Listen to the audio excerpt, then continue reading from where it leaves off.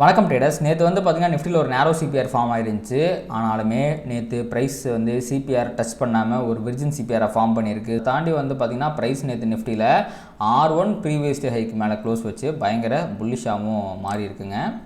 பொசிஷனாலே ரொம்ப புல்லிஷாக தான் இருக்குது. அண்ட் இன்றைக்கான சிபிஆருமே பார்த்தீங்கன்னா ஒரு அசெண்டிங் சிபிஆராக தான் வந்திருக்கு. ஸோ மார்க்கெட் இன்றைக்கி புல்லிஷாக பிஹேவ் பண்ணுறதுக்கு, அதாவது இந்த R1 ப்ரீவியஸ் டே ஹையான 26,098 26,114 தாண்டும் போது நல்லா புல்லிஷாக மேலே போகிறதுக்கு வாய்ப்பு இருக்குது. இதை தாண்டலைன்னா இங்கேருந்து ரிவர்சல் வரதுக்கும் வாய்ப்பு இருக்குது. இது மிக முக்கியமான ரெசிஸ்டன்ஸுங்க. அடுத்து பார்த்திங்க அப்படின்னா அப்படியே கீழே விழுகும்போது ப்ரைஸ் பார்த்திங்கன்னா இந்த ப்ரீவியஸ் லோவருக்கு பார்த்திங்கன்னா 25,960 அந்த லெவல்லேருந்து ரிவர்ஸ் ஆகி மேலே போகிறதுக்கு ஏகப்பட்ட வாய்ப்புகள் இருக்குது. அதையும் சப்போஸ் தாண்டிச்சுன்னா விர்ஜின் சிபிஆர் லெவல்லேருந்து ரிவர்ஸ் ஆகிறதுக்கு நிறையா வாய்ப்புகள் அப்படிங்கிறது இருக்குங்க. இதை தாண்டி எஸ்எம்சியுடைய அந்த ஸ்மார்ட் மணியில் இருக்கிற லிக்விடிட்டி கான்செப்ட் படி பார்த்திங்கன்னா மேலே இந்த 26,104 அண்ட் 26,098 இது ரெண்டும் மிக முக்கியமான ரெசிஸ்டன்ஸ். இதை தாண்டிச்சுன்னா அடுத்த ஆல் டைம் ஹை தான் மிக முக்கியமான ரெசிஸ்டன்ஸுங்க.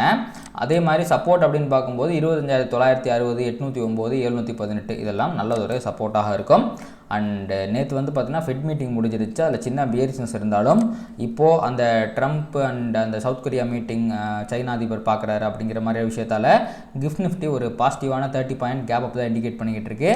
ஸோ இன்றைக்கி இன்ட்ராடேயில் பார்த்தீங்கன்னா அங்கே மீட்டிங்கில் வர அவுட்கம்மை பொறுத்து நல்லது ஒரு வால்டாலிட்டி இருக்கிறதுக்கு வாய்ப்பு இருக்குது. சென்செக்ஸோடைய மந்த்லி எக்ஸ்பைரி வேறு.